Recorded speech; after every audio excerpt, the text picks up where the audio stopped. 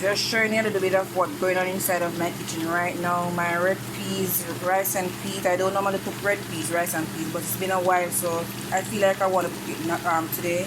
And this is my curry chicken over here. Oh God, look at it, look rich. And this is my little pot of red pea soup.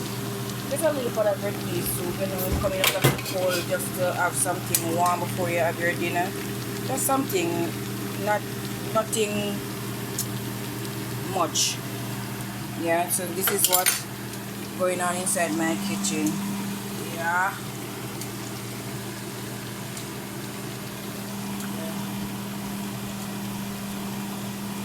Yeah. Bless up, bless up. Soon time for eat.